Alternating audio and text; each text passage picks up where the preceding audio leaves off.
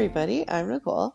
I'm Lindsay. And I'm Sarah, and together we're the co-founders of Whale Tales, a living library of cetacean stories. And today is my favorite time of the year. Yay! Not Christmas time, but Ashley time! Yay! Oh, it's amazing. Oh, hi guys. Yay! Yeah. So, yeah, sit back and enjoy as we dive right in. Yay! Ashley's here, Ashley's here, it's Ashley's time with us. Yay! Yay! It's beautiful. Thanks. Oh my own song. Fantastic. Yahoo! So, Ashley, for any of our listeners who don't know you, who are you? Tell us about your deepest personality traits. Deepest personality traits. I guess number one would be I definitely have a whale problem. I can't You're stop. in the right place. Yes. Yeah, I've been in the whale watching industry this is my 14th year, which is almost coming to an end, which is so sad. But yeah, isn't that wild? 14 years doing the same thing, but it's always different. So, keeps me on my toes. I did switch companies this year, so I am no longer at the same place I was before, but very, very happily on a new adventure, still doing the same thing though. Yay! Yeah. That's so great. And Sarah and I got to join you this year for an adventure it was on your new so lovely. fancy boat. Yeah. It's just a little bit bigger. Just a little bit bigger. It was nice.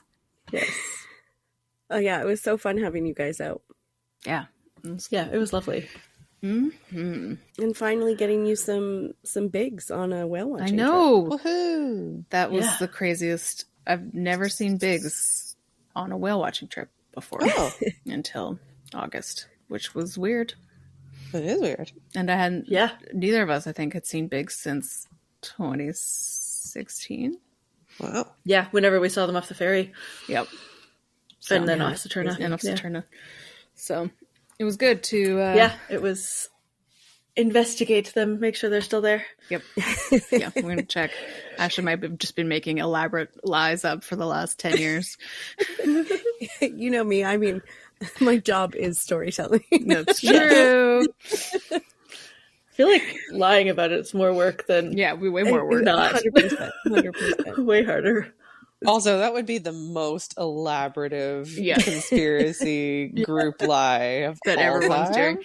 And we know that AI can't make orcas yet, right? No, correct they yet. really Anyway, can't. so I mean, I've yet to see one that looks right. they're so bad. But let's think about Ashley. Tell us Who's about not AI. what you did this summer. Well, I couldn't find the notebook that I used last year for the number of humpback individuals and orca individuals that I saw. So I don't have the comparative numbers this year like I did last year. But I did do a breakdown of the number of humpbacks I saw this year. I had 124 distinct individuals. Oh my God.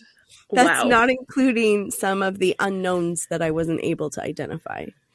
Wow. Yeah. That's a lot of whales. And 16 of them were brand new to me this year. Oh my gosh, that's amazing. Which is really cool. And that's actually, let me qualify that a little bit. That's 16 not baby whales that were new to me this year. Yeah. So I got to see 8 mom and calf pairs this year, which was really sweet. There was definitely more out there, and I just was not privileged enough to see them all, but I was very privileged to see the ones that I did get to hang out with, which was really cool. And then orca wise, for bigs specifically, I had over 100 individual bigs that I got to hang out with. That's insane. We'll just take a moment to think wild. about 10 years ago and being like, oh my God, I saw bigs. It's so weird. Yeah. Yeah, and like I had 3 distant encounters with southern resident killer whales this year, Ooh. and Nice. at least 7 northern resident sightings What? this year. Whoa! Yeah, they've been, and they were. I knew they were in. They were out there today too. Yeah, I know they've been around, and They're I'm back. so annoyed. Well, Hey, I'm I'm annoyed, so confused. the season's not over. but I'm annoyed mainly because I've spent my entire life in Horseshoe Bay. I feel like then they show up. Like we got a story from Cindy from down south, and she came up here, and it's like you can see, like, she took a picture of the ferry, and like Surge is right in front of the ferry, like not like the ferry's behind Surge, and just like all of the things that the classic things you see when you're in Horseshoe Bay, leaving the ferry terminal or wherever, and you're just like, what the hell, you guys? That was rude. Yeah, Rude. yeah. Well, it's funny because one of my friends who's a whale watcher at the old company, she might have been out there today, so she might have finally gotten her northern resident encounter, but she was away when they first came in, and then she came out on the boat with me on one of my tours, hoping to see them when she got back, and they didn't show up. But I think it was the next day. Oh gosh. Again. So yeah, she was super frustrated with them as well. Oh. This is all new to me. I did not know, because I'm very out of touch, that the northern Resies have been down south. What's going on? It's only a couple of pods, and it used to only be one. So the A42s are the ones that have been down here in the past, but usually we wouldn't see them like very far down here. Like they would go into Howe Sound, which is also wild to see resident killer whales of any kind go into Howe Sound. But so they would come down, but it used to be like in the early spring, and then they would disappear again. So this is, I think, the latest in the season that they've been down, from what I've gathered. And then the other day they were spotted almost at Active Pass. Whoa. Yeah. That's weird. So it's not, and then they're back up this way again today. So they're clearly finding food that the southern residents are not taking advantage of at the moment. Well, where are they this week? They're south. We haven't seen them this week, south, but they're well, and there was one day where I think all 3 ecotypes were in the Strait of Georgia. That's just insane. Like what are we doing? I guess go salmon. Woo. Yeah, I mean the Chinook must be running real nice right now. Season. But you think, like, because I do not have as much information about the northern residents, obviously, as I do the southerns. Exactly. It's not the population that I generally get to watch. So it's been interesting, especially the first time we got to see them. And I was like, oh, these are residents going into Howe Sound. And I was like, okay, well, they're not southern residents. And then I was like, oh, I know the A42s. I have seen them before. I don't know who else is with them. But then I'm like, I can talk to you about the southern residents, and I can talk to you about the bigs, and I can talk to you about what maybe is a little bit of information potentially about the northern residents, but I don't really know. So that's been an interesting discussion when spotting them and having passengers, and because you don't like immediately go into like, oh, I need to deep dive these in case they're back again tomorrow. Oh yeah, of course not.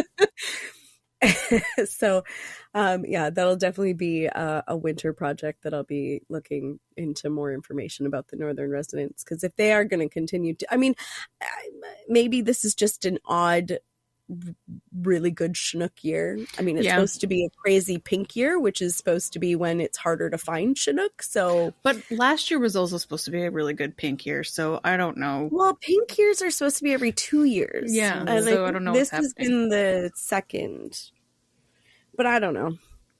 I am not a fish expert. Yeah. But yeah, so it was the A42s, the A25s, and A94 in the mix, who I kept trying to call. The first few days I had them, I kept saying T. I was like, no, they're not T's. And then on the third encounter, we had A94, and my brain just kept wanting to say L94. Of course. Yeah. Like, what is happening? A94's mystery? No, he's 90 something, but not. Yes, sorry. A94 is mystery. Yeah. It was only because I just put Cindy's story up. So yeah.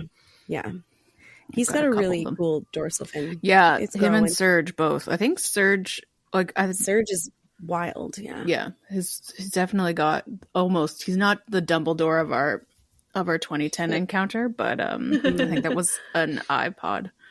Not to confuse with iPods. Yeah. The whale variety, not the whale variety, not the electronic variety. But yeah, there's something about northern resident males. They're like, I don't know, if you look at like Blackberry or Mike or somebody, like their dorsals are huge, but I don't know, they are just different shaped than the northerns, which seems weird. Well, Surge has got that little. He's got a little boop hook. Funky little tip top. Yeah. Okay, so here's a question before we go into everybody else. So with the resident, normally with the southern resident guidelines laws that are happening now, what happens now when you see the northerns? Like, is it just all residents with the distance? No, and also maybe we should clarify what those are for everybody who's listening who's not for people. So the rules, so as a whale watching company, we have made an agreement with Transport Canada that if we do not watch our southern resident killer whales, which are an endangered species, I'm not even sure what their total number is right now. I keep saying it's 4. Is it 74? I keep thinking it's around 73, but I'm always like... It's 74 with the latest calf from a couple weeks ago. Okay. Yep. Yeah. I feel like it's sitting pretty tight around 73. Yeah, it seems to anyway, like wobble 73, 74. Yeah.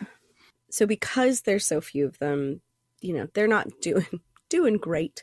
So one of the things that Transport Canada put forth to the whale watching industry was if we agreed not to watch our southern resident killer whales, we could watch the big Zorca and the northern residents. Not that they expected northern residents to be down here very often, but we could watch the northern residents and the big Zorca at 200 meters instead of the 400 meters that all the rest of the public, anybody else on the water, is required to give them.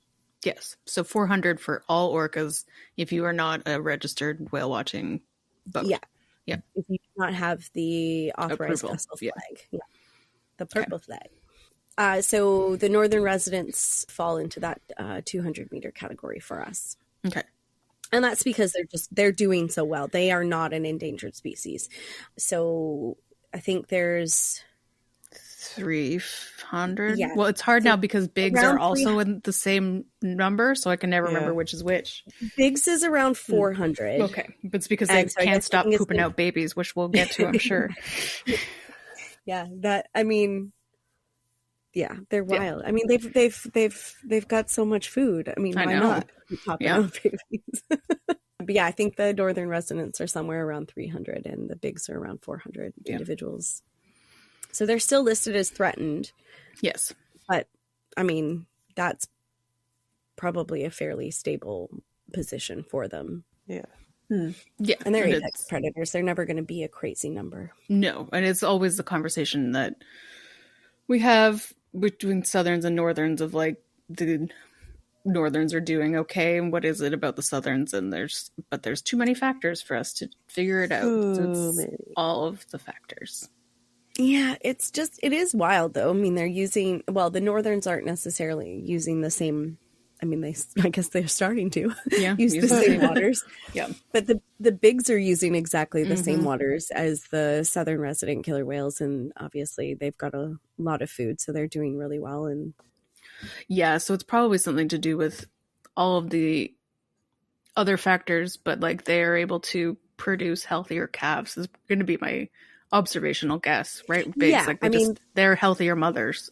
So they're also not as genetically bottlenecked as the Yes, southern also. resident killer whale population. So that's probably starting to play a bigger role than it ever has in the past. Yeah. Would be my guess. I mean, obviously I'm not I am not a genetic scientist for orca. No, but that is not a hard fast. Yeah, you spend 14 years with these guys and you figure out what's happening. Yeah, you get a general idea. Yeah. But I don't know. It's just it's amazing to see how these different populations do seem to be thriving in comparison. Mm-hmm. Okay, so let's talk about your southern encounters. Where were those? Because those were, I guess, accidental, since we just talked about how. Yeah. They were accidental, and they were, I think, almost, trying to think. I can't remember where the third one is offhand, but two of them were just off the North Arm, like at our back door, basically. Like there's no way for us to avoid them if you were going to get out of the strait. Or come back in. Where it was. North Arm is the North Arm of the Fraser, which is the river just south of Vancouver. My apologies. It's okay. It's kind of funny. You're like, I'm not supposed to be looking at you, but you need to move so I can go home. Yeah. Like, get out of my way, Blackberry. Yeah. Well, and it's like you start to move in a direction where you think you're going to get out of their way and like go wide around them. And then they're so spread out that you're like, oh, no, you're still there. And so you try to go the other way. And same thing. You're like, okay, well, we're just going to have to,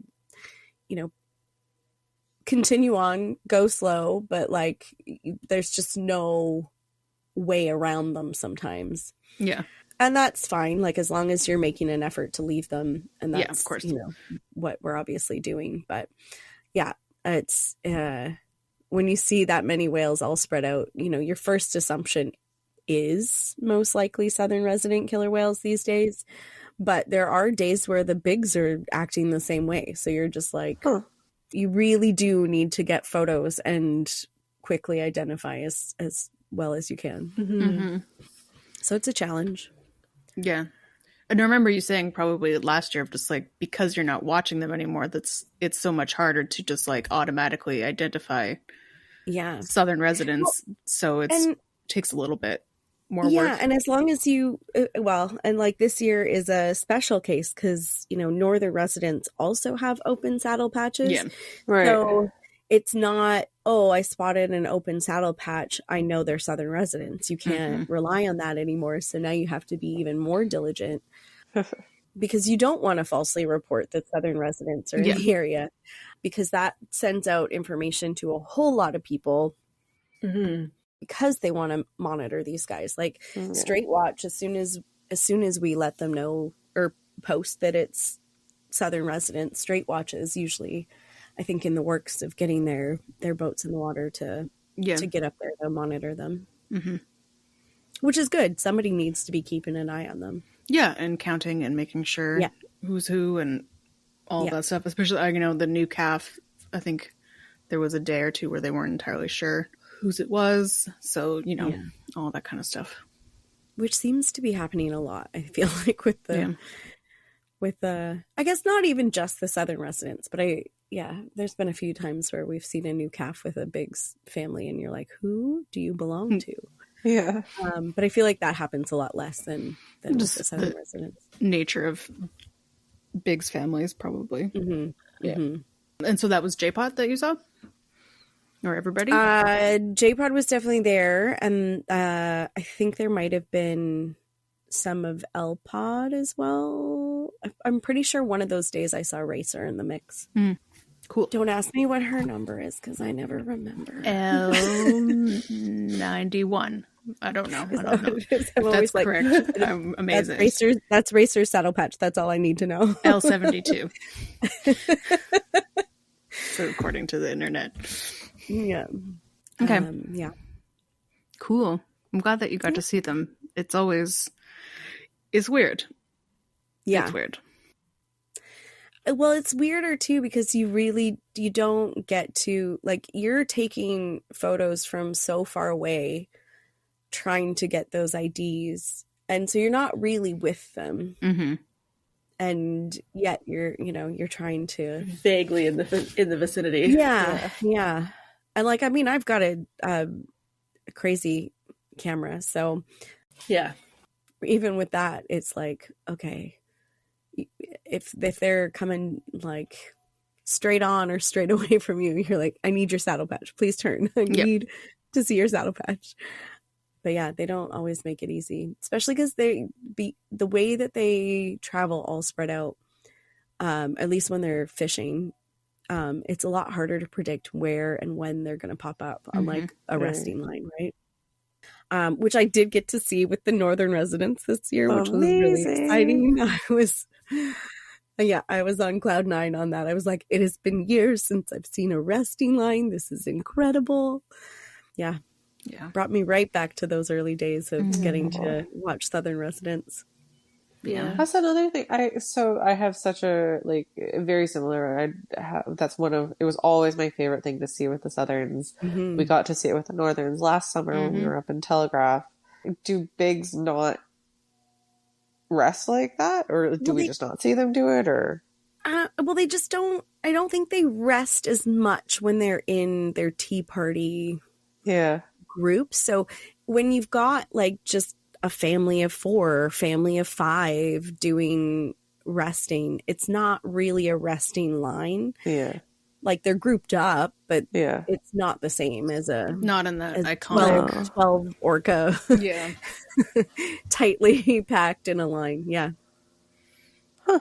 I hadn't thought about that. Yeah, it just doesn't look the same. I'm sure it is in many respects, but it just doesn't look it because it's a much smaller group. Yeah. I don't think I've ever seen like a multi-family group resting per se. Yeah, well, because tea parties are a specific thing. They're only really for hunting, as far as I know. Sometimes they'll stay together for hunting and socializing and breeding, and but. I mean, if they're sticking together for a while, which does happen, they've got to be doing resting periodically. But maybe they're not resting as a group. Maybe it's family resting when everybody else is sort of still doing their thing. Yeah. Mysteries of the whale world. Yes. And like, at what point are they just like 2 parallel groups that are kind of near each other versus the resting line, more spread out. Yeah. That's fair too. Yeah. Who knows? It is a mystery. There's so many things to learn. I know. Still. I know. Yeah, after all these years. Well, I mean, even look at the bigs and their like dispersal patterns now. Like it's all over the place. Yeah. Like it just raises the question of like, where were they 10 years ago? Like, obviously there weren't as many, we think. Well, but I mean, even as few as like 5 years ago, we would have said that the only real dispersal is females with babies of their own breaking away from mom, right? Like I mean, I guess that's not completely true because you've got weird animals like Jude, T49A2, who left earlier on in his life, and now his older brother is like, yeah, maybe I could do that too. So, but Noah is not as like, I'm gonna stay away. Noah's like, oh, I'm gonna go hang out with these other people. Wait, where's my mom? I gotta go back to my mom. He's a back and forth kind of guy. So who knows? Maybe that'll eventually be a permanent leave, but it's just really interesting to see the different dispersal patterns these days. Yeah. And there's been some chatter about Indy, basically like whenever he is hanging out with other pods, those other pods seem to have a young male in the group, apparently. So he obviously he's not a reproductive age male yet, but he just wants to bro it out with them, I guess. Yeah. I don't Yeah. know. It's really interesting. Looking for a mentor.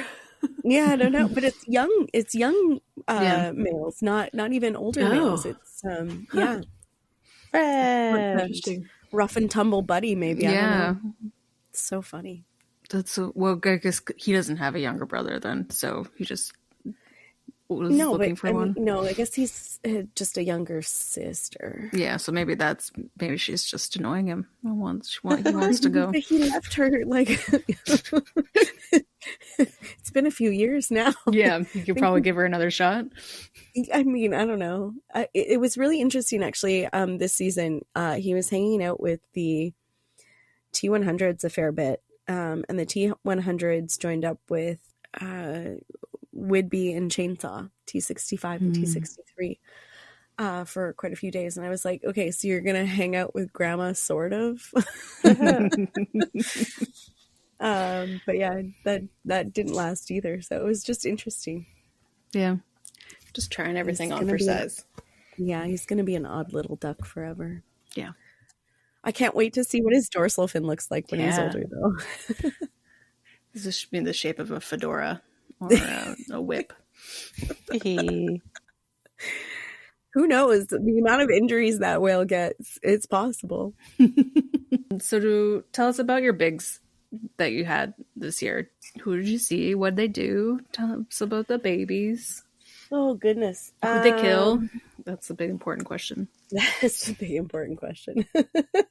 Well, I've definitely had a few seal hunts. I'm trying to think if I've had anything else. I don't think I got any porpoise hunts, which I shouldn't say that I'm sad about, but I'm definitely sad about. Yeah, that's okay. We understand. And I don't think I got to see any sea lion hunts this year either, which is wild because the sea lions are just all over. Like, we have 2 new haulouts, or new-ish haulouts for the sea lions, the stellars, that seem to be an all-year-round haulout now. So almost every trip, not every trip, but almost every trip, we've gotten to see sea lions, which is amazing. Yeah. So it's kind of wild. I don't think I can't recall a sea lion hunt anyway. So I think it's all been seals, which, they're easy. They're the McDonald's Happy Meal. Mm-hmm. So we've had some days where it was, the adults that, you almost can't tell that they've gathered any food. It's literally grab and go. But we've had a few days where there's been some young ones in the mix, and you can see how excited that they've been. So we've definitely had some celebrations, mostly Nice. sky hops though, not as many. We had breaches, but it wasn't as many breaches during hunts as I would normally expect. But we had one day, just to get off the bigs train for a second. We had one day with the Northern residents. No, it wasn't the Northern residents. It was a tea party in Howe Sound. Look at that. I'm just mixing up my whale days. But we had a tea party in Howe Sound, and all of the littles were breaching like crazy. It was just, so we had Chainsaw and his mom. We had the 101 boys. We had the T124Ds. We had, oh gosh, who else was in there? There was at least 4 or 5 different families. 75Bs were in there. I'm trying to think if the 100s might have been as well. There were so many big males, and it was just everybody was having a good time. Hi. Yeah, it was really cool. And it was in Howe Sound, so it was just like everything was close. Yep. The whales were off the hook. It wasn't even like a crazy day in Howe Sound where you're worried about how the pleasure boaters are behaving around the whales. Mm-hmm. Yeah. It was just sort of this perfect day of like, the whales were good, the boats were good, close to home. It was just super wonderful. That's nice. Yeah, that was probably Yeah. one of the coolest big stays. That's awesome. Yeah. Indeed. Very, very awesome. That's so funny that I thought that they were Northern residents for a second, because I only had one day where the Northern residents did any kind of activity. They were all just traveling for most of the encounter. So Yeah, just getting that fish. yeah, you know, gotta eat. Yeah. Okay, so you saw Southerns, exciting. Lots of bigs, very exciting. Northerns, crazy. And a gazillion and one humpbacks. Which is just stupid cool. I know. I feel like it gets better every year. Yeah. Well, yeah. What other, if any other, cetaceans did you see? So we also had gray whales in the spring, including Little Patch. Little Patch. Yeah, like My bud. What are you doing up here, buddy? He came to see me. We had a moment. You just called him up and said, hey, yeah, I was like, I'm bored just seeing all this other beautiful wildlife on my morning walks. I would like to see something more interesting, please. Oh my goodness. It was he became such a celebrity too. Yeah. There was a whole sightings page or sightings chat dedicated to just Little Patch. Aw. And I can tell you that the people of Puget Sound were very annoyed that he was not there. But it was funny because I think we got him his last day heading out. We got him off of Point Grey. I think he was heading out and there were bigs coming up, and I think they went by each other. Ooh. And the next day he was spotted in Puget Sound. So, which is insane to me. I know. I mean, when you want to go somewhere, they can go pretty decently fast. But yeah, it is wild. I mean, I was talking to Erin Glass, and she said that he is at least 40 years old. Whoa, Wow. I did not know that. Yeah, he's at least 40. They know he's a boy, and his coloration has changed over the years. He used to be a much darker gray. The patch was more obvious. He's got a lot more white, and they're not sure what caused that. They think it might be spending so much time in Puget Sound where the salinity isn't as high, but they're not sure. They don't know for sure. Yeah, I remember it was like at 6 a.m. I was like frantically texting her. I was like, what side is his patch on? I don't know who this is. What's happening? She sent me a message being like, can you send him back here, please? I said, I can try. I don't think he'll listen to me. Can you take a second to explain the sounders? Because I don't think we've ever touched on them on the podcast before. So That's a good I know point. you don't spend your time in Puget Sound, but they are a specific group. I don't have as much information about them, but yeah, I mean, they're a specific subpopulation. They literally are listing them as separate from the rest of the gray whale population. Huh. But it's a group that returns to Puget Sound every single year. They usually arrive pretty early, I think. Well, yeah, like he was up here at the end of April, so that's pretty early in general. Yeah, but I mean, in Washington State, like they start their gray whale tours in like March. So they're like early March, I think. Which for us, I mean, I guess we're not out that early, so I mean, we definitely have a few up here now that are regulars every single year. There's one that I have taken to culling sturgeon because the first time I spotted it, and every year that we see it, it's on Sturgeon Bank. So I'm like, I think this is appropriate. Don't know if it's a boy or girl. Just know that it returns to Sturgeon Bank every April now. I'm trying to, I don't know, is that 4 or 5 years in a row now? The time just flies these days. Right? I don't even. Sometimes I'm like, wait, how long have I been doing this? But yeah, I mean, other than that, I don't really know a whole lot about the sounder population. I don't know as much about gray whales as I would like either, because we just get them for such a short period of time. Yeah.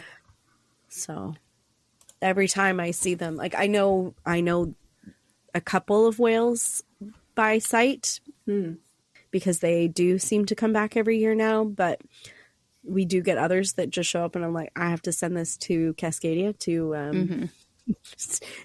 I need somebody to ID these for me because I have no idea. Yeah. Well, they're also hard to ID, especially from far away. Yeah. So, yeah.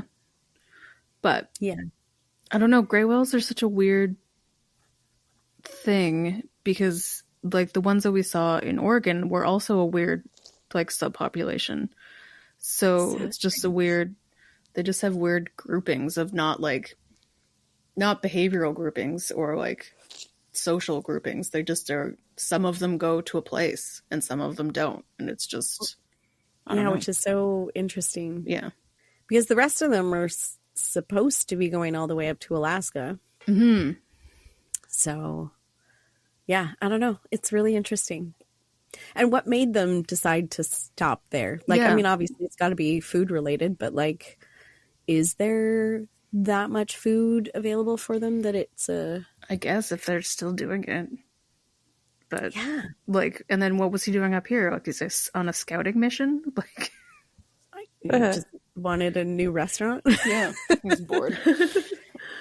Yeah, I know. Well, and that was something that, in talking to Aaron a little bit, they're like, maybe he just, he's an old man and wanted his own space for a little bit. Who knows? But then he went back. So maybe he's, we didn't wow him trying new enough. things. But yeah. I don't know. He was here for a while. So we had to have impressed him for a fair bit. Delicious copepods. Yeah, something was good. Yeah. Okay. Any other guys? Minkies? Lags? Oh, we can't call them lags anymore. Pacific white-sided dolphins? Yes, we had Pacific white-sided dolphins once in Howe Sound. Were they before or after you had to stop calling them lags? Because that would happen like right in the middle of the season. I think it was before. Oh, it was May 1st we had them. Oh, wow. May 1st was also when Little Patch was here, so something was going on. It's weird. Yeah, well, so Howe Sound was insane this year. We had Wisp and Malachite, two of our, I think, are they both 2021 calves? I can't remember. Yeah, because they keep talking about how Malachite's 4, because they're down now in Puget Sound, so I see them on the Puget Sound Facebook group constantly, and everyone's so excited. I know. It's so weird. They're like, they're back, and I'm like, excuse me. But anyway, yes, they're 4, so 2021. So for over a month, Malachite and Wisp were together, lunge feeding in Howe Sound. Ugh. For over a month, like every day. That's insane. We would see them lunge feeding every day. Like, that's unheard of. Yeah. I've never had a year where multiple days in a row we saw lunge feeding. Like, this was over a month straight. I'm still shocked. But that wasn't even the craziest. I mean, that was crazy. No, that is the craziest. I don't know why. We had some crazy things happen. The northern residents are in there right now, so we don't know. Crazy. No, totally, up for grabs. Also, we had so many days of humpbacks skim feeding on the surface, so likely feeding on krill. Oh, wow. We had one day where, and I hate this whale's name, so I kind of hope it gets changed by somebody somewhere. But we've got a humpback whale named Dolphin, not confusing at all, who was bubble net feeding. Oh, off of McCall Bank. Oh, yeah, I have video weird. of it. Yeah, it was even weirder because the morning trip we had Dolphin and I think Dalmatian. I'd have to look back at my records. Skim feeding krill in roughly the same area, and in the afternoon, Dolphin was bubble net feeding by himself. Very strange. What are these names? Yeah. Well, Dalmatian has been around a long time, so Dalmatian. But there's a few names that are driving me crazy this year. Yeah. So what else? So House Sounds. So there was Pacific White-Sided Dolphins, and then anybody else? Any minkies or anything this year? No minkies that I got to see, but there was one of the other companies, the Nanaimo company, saw a minkie, I think just below Dodd Narrows, heading towards Dodd Narrows. And I was like, what is a minkie doing there? There was a fin whale in South. It's still there? It's the fin whale's in Boundary Bay. But that's weird. Apparently still. Why? Why are you? I don't know. What are you doing? I don't know. It makes me very nervous for that whale because I just don't understand. Like, that's not normal. Not a great place for a fin whale to be hanging out for a long period of time. No, it's one thing for like the grays because there's food there for them. Yeah. They feed in the mud, but I just can't see there being food for a fin there. No. If they came up to like McCall Bank not or likely. Halibut Bank, sure, maybe. That's also a lot deeper. Yeah. Yeah. So I don't know. It's unnerving. But yeah, that's it. The your Pacific Whitesides, report? the Grays, Harbor Porpoise every year, of course. Yeah. But We should. we had dolls one day. That's We had fun. dolls over by Valdez nice. Island this year. Nice. I was shocked. I was like, "What?" It's been Where a have you while guys since been? they've been down here. Yeah. Yeah. It's very, I mean, I feel like every once in a while I hear a report in like Boundary Bay, but that's not part of our range really anymore. So up here it's very unusual. Yeah. Yeah. Amazing. That's fun. That's a very varied report. We don't usually get northerns Almost. in their year report. Almost everything. So-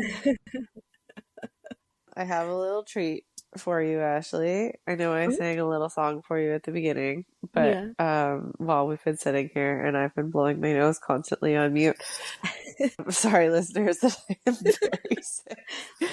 I have another song that I might actually make our annual song for you. Are you ready? Yeah, I'm ready. Ashley's report.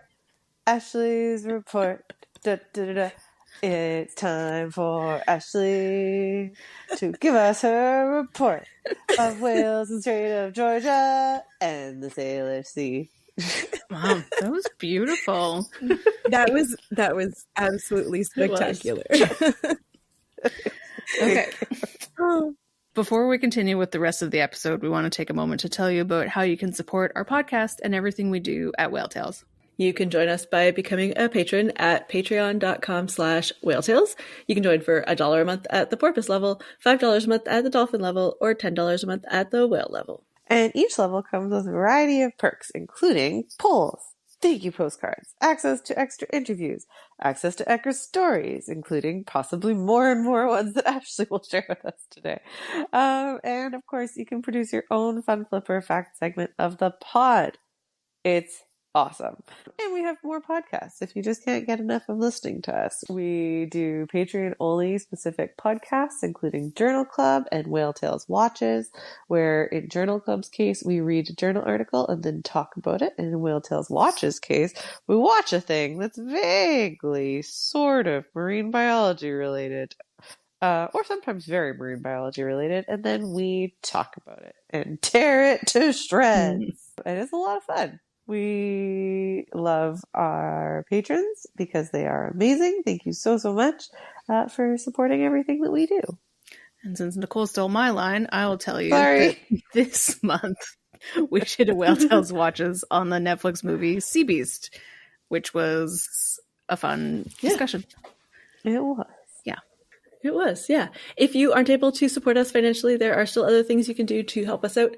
You can leave us a rating or a review on your podcast platform of choice, or you can tell your Science Cetacean podcast loving friends about the podcast and Whale Tales so that they can join along as well. And you can also follow us on social media at whaletales_org, and you can send us your feedback so that we can keep making the podcast even better. Yay. Okay, one more song. Can you do it? I can. It's time for fun. It's time for flipper. It's time for facts. You put them together, you get fun, flipper, facts with Ashley. It's possible that the cold medicine has hit. I don't think I've ever heard that version of it. Oh, it changes every time. It's an exciting mystery. So, because I've done this so many times, I definitely was having, and of course, being sick myself, my brain has not been super into coming up with fun flipper facts. Very fair. No, it's I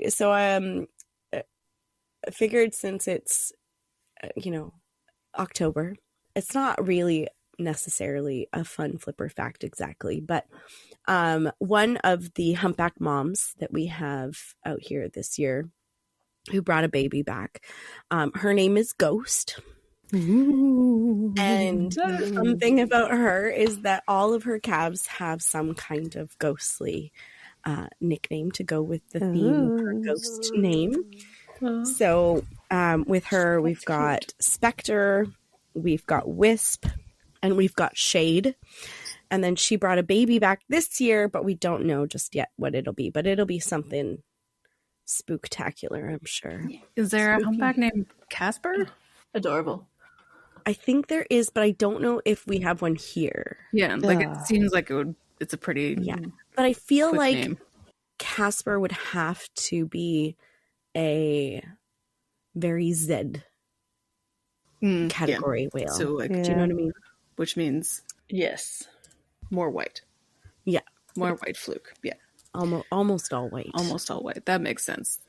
And we don't get those very much up here. So yeah, we're getting them more. Interesting. There's a few calves this year that have a lot of white. I mean, we'll see how much sticks around. Yeah, maybe that's something. Because that first year or two of life, the pattern can change. But I'm trying to think if I got a tail. I think I did get a tail shot of Ghost's calf, but I'm not. I'll have to go back and look. I think it was quite dark. Big Mama's calf. She brought a calf back this year. Of course she did. Crazy woman. She's legend. Her calf has a lot of white. Yeah, that's interesting because, I think the only one I can think of right now is Pop Tart, but she just doesn't like her tails. Her family don't have a ton. Just the Divot doesn't have any, but then Split Fin has a lot. Yeah, Beak has not very much. Pop Tart's sort of not a 50-50, but it's a little bit more like her, right? Kind of. Yeah. I'm just I should know all of her calves really well. What's the other one's name? I can't remember. After Pop Tart, there's only one more right before this one. Is it Moresby? Yep. Yeah, Moresby's got kind of half and half. It's interesting. Yeah, I mean, it's got a. Well, we don't know anything about who Dad is. Yeah. Well, I was gonna say who Dad is, but also like what makes the fluke patterns, like if it's genetics. It's true. I mean, if we knew who Dad was, we'd probably have a better idea. Yeah. And you know, she's going down to Hawaii, and the dudes, they like what they see. So clearly, and she's producing fertile women. So yeah. It's been good. She's doing it, repopulating the population one at a time. I mean, we already gave her full credit just for being the first to show up. First one back. We had no idea that she was gonna fill us all up with humpbacks. Okay. Yeah. Those are great facts. You turned out to have tons of facts. Hooray! So many. They are fun and slippery. Yeah, of course. Yeah, we even talked about fluke. You hit all the requirements. Is there any specific whale tale from this year or any year that you would like to share with us after you finish coughing? I would say, I mean, I think the most remarkable, I guess the northern residents coming in is pretty remarkable. But I think the thing that stood out to me the most was that humpback bubble net feeding here. Yeah. I think Absolutely. that's insane. I mean, we know that they sort of, and it's a young whale. Oh gosh, I can't remember who it's. Oh, I want to say its mom is Spotlight. Ooh. I'd have to look that up again. It's not very old. I want to say it's maybe a 2021 or 2022. 2022 maybe calf. Oh. So where did it learn that? Yeah. Who By taught itself it? too. And then like in one day, not only was it bubble net feeding by itself, but it was doing that like krill skim feeding in the morning with another humpback whale. So like clearly it's a very versatile animal. Yeah. Trying out all the things.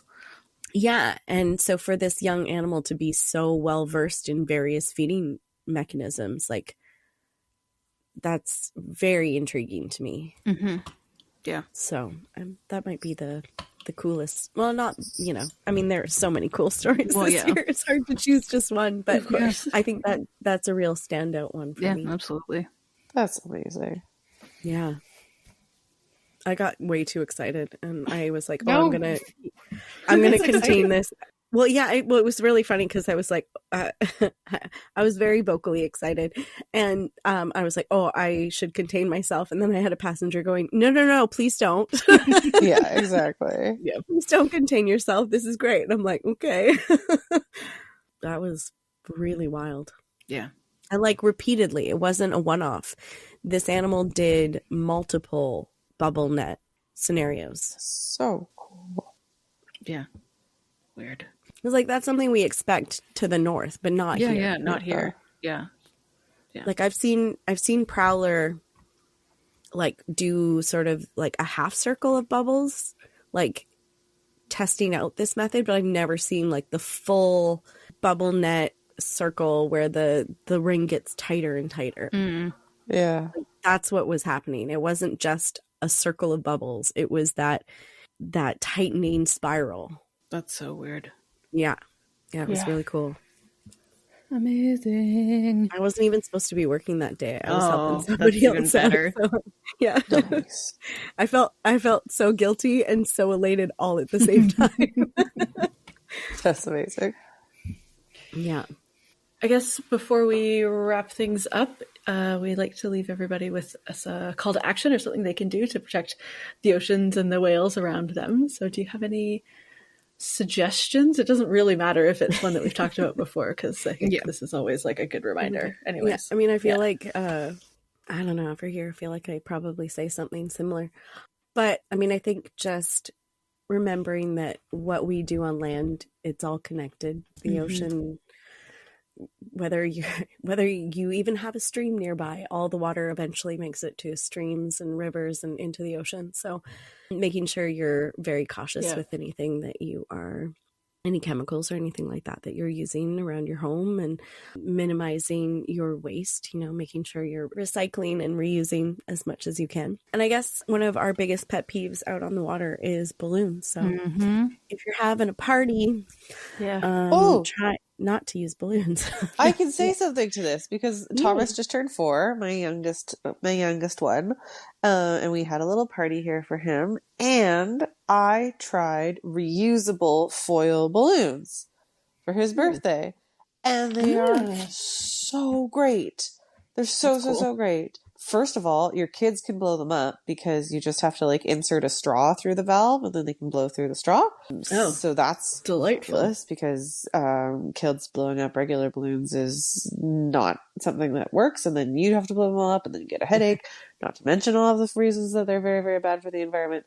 And they come in all kinds of really cool shapes. Thomas really wanted a space-themed birthday. And so we had stars and little UFOs and a big rocket ship and a big astronaut. And when I say big, like a third to half my size, like really, really big. Oh my gosh. And again, he could actually help blow them all up, which was awesome. And then when you're done with the party, to deflate them, you just stick the straw back in the valve. And then you push all the air out, which is also fun for kids to do. None of them popped. Nice. It was amazing. They are all rolled up in a reusable bag in my like party wrapping paper box thing where I keep the things for that sort of variety of stuff. Nice. They were amazing, amazing, amazing, amazing, and not like prohibitively expensive. I would say I got like, I don't actually know how many balloons we had, but somewhere between 10 and 15 balloons for under $20. Oh, Which, wow. if they're reusable Yeah. too, then Yeah, think exactly. about that will end And up being we cheaper. definitely put the whole like, can you like push the arrow, blow them back up again to the test? Because as soon as Thomas and James realized that we could do that, that's just what was Of happening. course. New game, right? New And game. they looked Nice. just as good, like the third or fourth time that they were blowing them up. So I was legit impressed. And best thing of all, they can be recycled. I haven't totally figured. So obviously we're going to keep them because Yeah. space is cool. And It will never not be cool. It will never not be cool. It's also terrifying, but that's a different podcast. But if and when my kids don't necessarily need them, if I don't have another family in my life that would like space balloons to pass them on to, then I just don't remember off the top of my head, because again, cold medicine, if they can be recycled in the soft plastic recycling or the like foil recycling, which is probably more. But yeah, total game changer, because not doing balloons with kids is very hard. I do acknowledge that. Fair. And maybe too with balloons, like as long as you're not doing the helium balloons where they can fly off without. Yeah. You know, that's probably, I mean, balloons are, not great. Yes. The typical ones, I should say. Yeah. And for outside time, not great. Yeah. If you're keeping them inside, we could make a different case. But but with the helium, I think is part of the problem, because those, you've got no control if you lose them. So, and those all do end up in the ocean. Yeah. Well, the nice thing too is if you don't have anybody for those balloons to go to, Nicole, there's so many like community chats of like exactly selling stuff or giving stuff away for free to a home that would be able to use those too. So it isn't even like it necessarily has to be recycled. Yeah, and I'm sure as they get more popular, like there'll be more people like trading around, and like, oh, can I trade you Ocean space balloons for castle balloons or whatever? Does anybody have dinosaurs? Or like, I lost one of my space balloons. Does anyone have an astronaut I can use for the day? Yeah. They're very cool. I was very happy they worked out so well. Yeah. Cool. And as long as companies innovate in a healthier way, that's really important. Because ultimately, exactly, we as consumers have a very big say in what companies make. The more we're willing to spend money on specific things and not on others that are maybe more detrimental to the environment, the more likely they're going to make them. And as as consumers, that is the control that we have. We don't have control over what governments decide is okay for companies to do, but we can say what we agree with what companies do or not and spend money there. Yes. Agreed. Go team. To get hard and heavy in the That's good. final minutes. And on that note, I desperately need to lay down now. That's fair. Indeed. But thank you, Ashley, for being here. It's so much fun. It's so much fun to catch up, and it's also, I hope, very fun for our listeners to hear, because it's definitely fun for us to hear about what's going on in the Salish Sea. Yeah. And also with you. Yeah. Hey. It's always exciting to come hang out with you guys. Yay. Oh, thank you. Yeah. On that note, we would love to hear your thoughts, listeners. I mean, you can share your thoughts too, Ashley, but listeners, we would love to hear your thoughts on this episode or anything. So please visit our website, whale-tales.org, and find links to all of our social media handles so you can drop us a line. You can also head to our website to subscribe to the podcast. You can learn more about supporting us and becoming a patron. And you can check out almost 1,600 whale, dolphin, and It's just so porpoise many. stories. There's so many stories. I know. That's whale-tales.org. Tales like the stories, not tales like the animal. You can find Ashley on Instagram at Vital Ocean, VITAL, Ocean, one word, and on TikTok at Slomo Water, SLOMO Water. That one is really zen. I highly recommend it, but you might get stuck in there forever. So, yeah, I haven't posted in there for a little bit just because TikTok's being funny and won't let me post the portrait orientation. Oh, yeah. It keeps trying to flip it, but yeah, I've got so many to add to it, so hopefully that stops being like that. Yeah, Amazing. And if you've seen a cetacean, we would love to add your story to our library. You can click the share link on our site, or you can contact us on social media. We're at whaletales_org, or you can email us a voice memo and tell us all about your incredible cetacean encounter. Finally, we want to acknowledge that we recorded today's episode on the unceded territories of the Coast Salish peoples and the Musqueam, Squamish, Tsleil-Waututh, Sauk, and Chianu nations, as well as the homelands of the Tawasan First Nation. Thank you all so much. Have a whaley great day. Yay! Yay! Oh my gosh, we did it.